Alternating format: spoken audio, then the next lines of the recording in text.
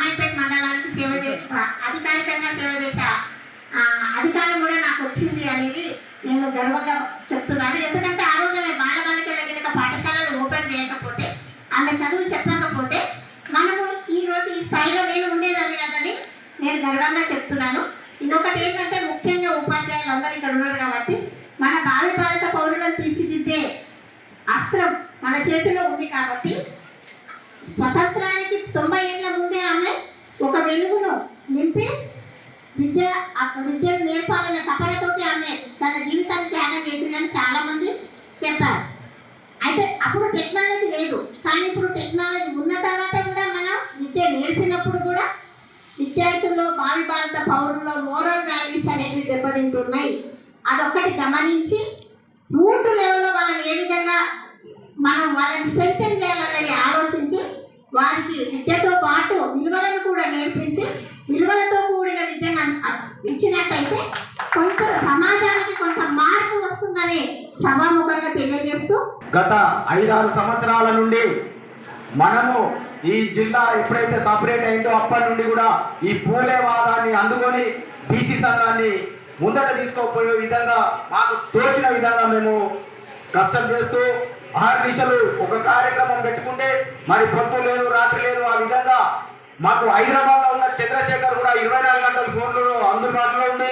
తన పని అంతా వదులుకొని రామాయపేటకు చేరుకొని కార్యక్రమాలను పర్యవేక్షించే పట్నం చంద్రశేఖర్ గారికి మనందరూ కూడా ధన్యవాదాలు చప్పట్ల ద్వారా కృతజ్ఞతలు చేస్తున్నాం.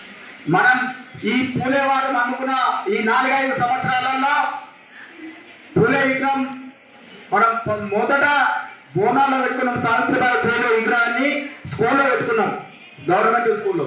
తర్వాత జ్యోతిబా పూలే విగ్రహాన్ని కల్వకుంటలో పెట్టుకున్నాం. తర్వాత రామాయపేటలో పెట్టుకున్నాం.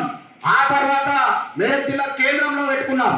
మరి ఈ కార్యక్రమాలు వెళ్ళదీయాలంటే ఎంతో టైం ఇవ్వక తప్పదు. టైం ఇచ్చుకుంటూ ముందర పోవాలని చెప్పి మేము ఈ బీసీ సంఘాన్ని నడిపిస్తూ ఉన్నాం.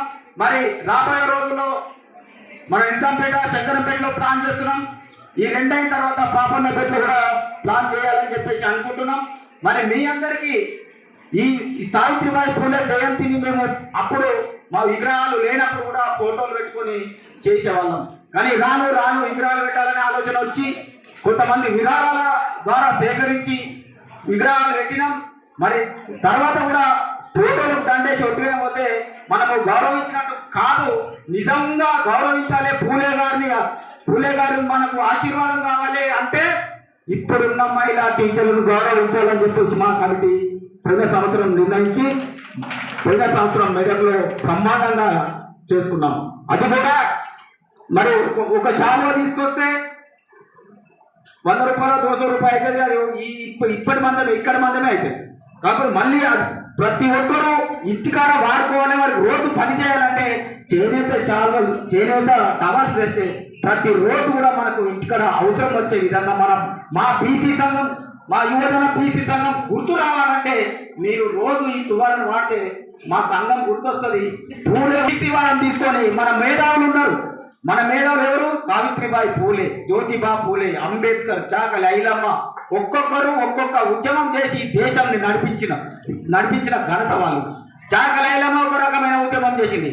ఆమెకు చదువు రాదు కాబట్టి గుర్తలందుకునే కాబట్టి అది ఇప్పుడు నడవదు. ఒక మహనీయులది జన్మదినం చేస్తున్నామంటే మనం దాని నుంచి నేర్చుకోవాలి. ఫస్ట్ ఆమెకి ఇబ్బంది అయినటువంటి చైల్డ్ మ్యారేజెస్ నిర్మూలన విషయంలో తన వంతు సహాయం తను చేసింది. చైల్డ్ మ్యారేజ్ నిర్మూలన విషయంలో తన ముందు ఉండి దాన్ని అరికట్టింది ఒకటి. అండ్ ఎడ్యుకేషన్ విషయంలో కూడా పిల్లలకి టాలెంట్ గుర్తించేది ఫస్ట్ టీచర్సేనండి. టీచర్స్ మాత్రమే పిల్లల టాలెంట్ని గుర్తిస్తారు. కాబట్టి మనము ఒక రెప్యూటెడ్ పోస్ట్లో ఉన్నాము. అందరికి ఎరుకలు పరిగెడుతున్నాయి కాబట్టి నేను తొందరగానే ముగించేస్తాను. సో మన ఒక రెప్యూటెడ్ పోస్ట్లో ఉన్నందుకు మన వంతు కృషిగా మనం ఈ సమాజానికి ఎంతో కొంత చైతన్యాన్ని తీసుకురావాలని కోరుకుంటూ నాకు ఈ అవకాశం ఇచ్చినందుకు ధన్యవాదాలు తెలియజేసుకుంటున్నాను. ఈ సభకు వచ్చేసినటువంటి వేదిక మీద ఉన్న పెద్దలందరికీ మరియు అందరికీ, నా మిత్రులందరికీ, ఈ నేటి మహిళా సావిత్రిబాయి పూలే గారికి నా శిరస్సు వంచి నమస్కరిస్తున్నాను. మేము ఈ కార్యక్రమం అనుకున్నప్పుడు మా తోటి మిత్రులు, నా సహచరులు, నా హైదరాబాద్లో ఉన్నటువంటి మిత్రులు కూడా చాలా పుష్ బ్యాక్ ఇచ్చి నాకు ఒక ఎంకరేజ్మెంట్ ఇచ్చినారు. మేము అనుకున్నప్పుడు మాకైతే నాకు పెద్దగా మాట్లాడడం తెలియదండి, సభల్లో ఎక్కడ మాట్లాడలేను. అది కానీ నాకు 90 ఏళ్ళ వయసు వచ్చినా సరే గురువుల ముందు మాట్లాడాలంటే భయమే. ఇప్పటి వరకు పెద్దలు ఇచ్చిన సందేశం చాలా విన్నాను. ఎప్పుడో మన పురాణాల్లో తక్కువ మంది చదువున్నప్పుడు భర్త చనిపోతే స్త్రీని కూడా, భార్యను కూడా తగలబెట్టాలన్న సమాజం నుంచి ఈరోజు ద్రౌపది ముర్ము దేశానికి అధ్యక్షత వహించిన స్టేజ్ వరకు వచ్చాం. సావిత్రిబాయి పూలే గారు వేసిన విత్తనం సుమారుగా 100 సంవత్సరాల దగ్గరికి వస్తున్నది. నేటికి ఇదే డెవలప్మెంట్ జరిగింది. ఈ నయా అభివృద్ధిలో మనం కొన్ని చిన్న చిన్న విషయాలు మర్చిపోతున్నాం. సమాజానికి నాకు సందేశం ఇవ్వాలనిపించింది. నేను మంచి సందేశం, మార్గదర్శనం ఇవ్వలేదు, మంచి వక్తను కాలేను, ఏమి కాలేదు. అట్లాంటి వేదిక క్రియేట్ చేయాలనుకునే ఒక సదుద్దేశంతో నేను ఏదైనా చేయగలుగుతా, నేను చేయగలిగింది చేస్తాను. మరిన్ని వీడియోస్ కోసం ఛానల్ ని సబ్స్క్రైబ్ చేయండి. లేటెస్ట్ అప్డేట్స్ కోసం వాట్సాప్ ఛానల్ ని ఫాలో చేయండి. అండ్ లింక్ డిస్క్రిప్షన్ లో ఉంది.